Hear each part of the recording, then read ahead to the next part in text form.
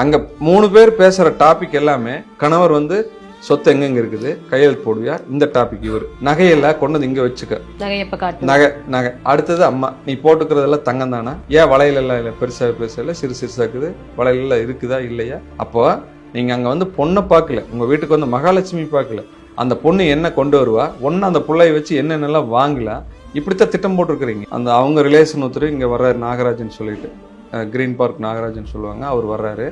அவர் வந்து அவங்க வீட்டுக்கு பொண்ணு மாப்பிள்ளை அழைப்பு சொல்கிறதுக்காக வர்றாரு. அப்போ வந்து நான் வல்லைங்க பெரியப்பா பேசுவேன் நல்லா க்ளோஸாக. நான் வெள்ளைங்க பெரியப்பா அப்படிங்கிறபோது, ஏன் ஜாமி என்ன காரணம், என் வீட்லேயும் ஒரு பிள்ளை இருக்குது, ஏன்னா அவங்கெல்லாம் ஒரே ஸ்கூலில் படித்தவங்க, டி ஸ்கூலில்.